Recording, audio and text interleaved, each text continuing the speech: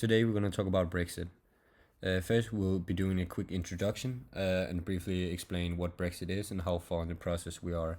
Secondly, we'll be doing an analysis of Brexit and how it has influenced the British economy and politics. And in the end, we'll be doing a conclusion to conclude all our points. What is Brexit and how far in the process are we? Brexit is a term we use when we refer to United Kingdom's decision to leave the EU. Which happened on June the 23rd, 2016, where they decided to officially sever the ties between EU and, of course, the United Kingdom. This decision came out of a referendum which over 30 million people voted for, and the majority of the 30 million people, of course, voted for Brexit. And that's a quick explanation of what it actually is. How far in the process are we in terms of Brexit? The United Kingdom left EU on the 31 of January, 31st, of January 2020. And the transition period is now in place, which has been in place ever since, and will end the 31st of December 2020. During this transition period, not many things will change for the public or, of course, businesses. But the UK will still comply with all the EU rules and laws which they did before. So nothing has really changed that much. But after the transition period, there will be changes, whether or not an agreement is reached in the new relationship between the UK and EU. So if they haven't got an agreement down, there will still be changes, and they won't stretch the period anymore. On the 31st of December 2020, the transition period is done, and it cannot be stretched any longer. British economy and politics. This graph shows the political system of the UK and their inequality, and also the inequality of Denmark and the United States. The United States is on top clearly when it comes to inequality, and Denmark is on the bottom. The United Kingdom in the start of this graph in the 1960s is very low, but then it rises with the years, and now they're the most unequal country in the EU.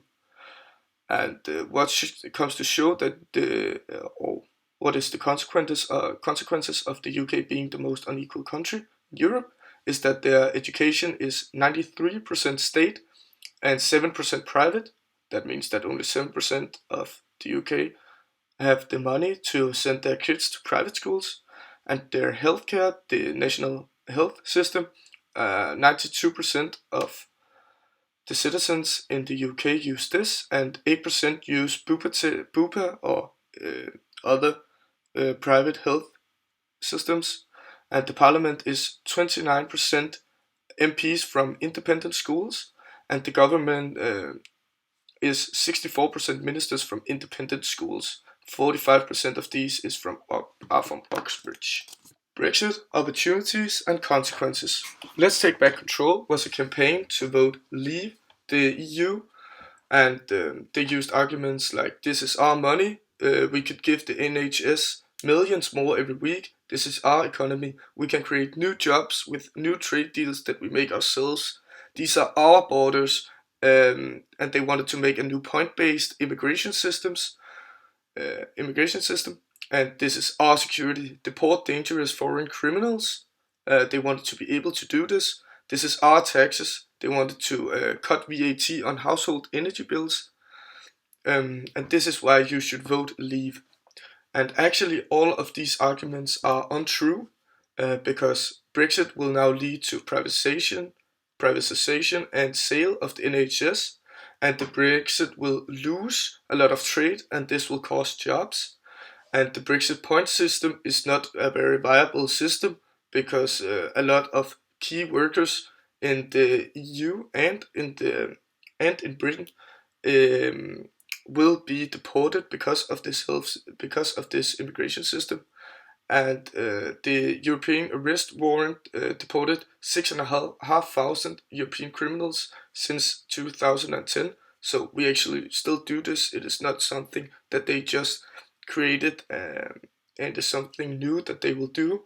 And yes, there are also other consequences to Brexit, like this new trade agreement could raise tariffs and cause inflation in the country, and the cost of travel and communication could increase, and this could destroy or make it more unpopular to visit England and other countries on vacation, and make it harder for tourists, or make it more expensive for tourists. And the UK must pay billions in euros for its divorce bill for making Brexit happen.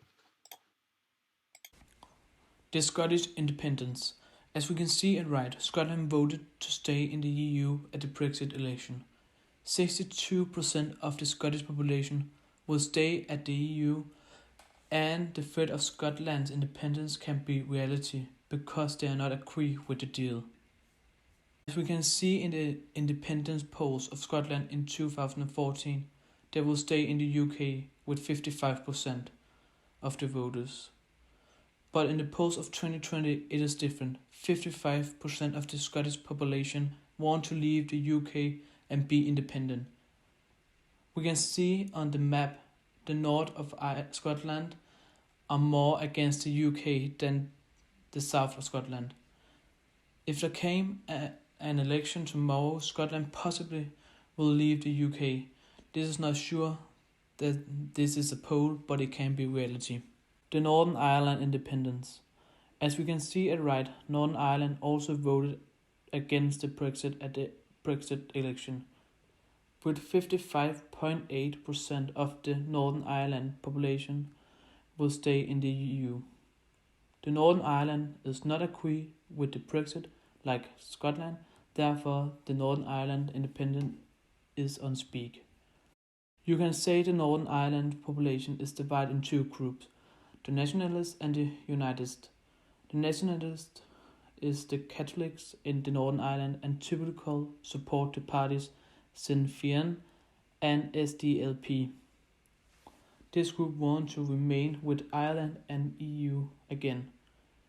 The Unitists is the Protestants and typical supports the parties the Democratic Unionist Party and the Ulster Unionist Party.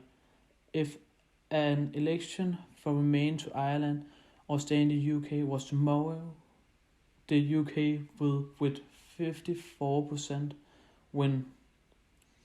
But in 10 years the Ireland will win with 54%. In 10 years we can see the nationalists will vote for Ireland with 93%, and the support for UK will fall with 25%. The support to UK from the United will fall with 27%, and the support for Ireland will rise with 12%. Therefore, are the threat of Northern Ireland leaves the UK. Post-Brexit, the EU said it would like to agree a deal by October so it can be approved by the European Parliament before the post-Brexit transition period expires. The post-Brexit transition period expires on the 31st of December, and if a deal has not been secured by then UK would have to trade with EU on the World Trade Organization terms. 43% of UK export goes to EU, and 51% of the import comes from EU as well, so it's a major trading partner and will have a huge impact. As an EU member, the UK was a part of its trading system. This meant there were no tariffs on goods traded between the two, and a minimal border check was also there as well. Conclusion. Britain is the most unequal country in the EU at this moment, and Brexit could very well make it even more uneven with privatisation of NHS and other state-owned companies and facilities. Brexit has many consequences for the British economies and could possibly do much more harm than good, especially if a deal is not made within a near future. The fear of Scottish independence can be a reality, since 62% of the Scotchmen voted no to the British election on the 23rd of June 2016. And in 2014, the majority wanted to stay in the UK, but in 2020, the majority wanted to leave with 55% of the votes. The Scottish independence can be a reality and also a huge threat to the UK economy. The Northern Ireland have also voted against Brexit with 55.8% votes.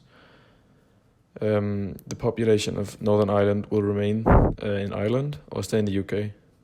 In a few years, the Northern Ireland look for remain with Ireland.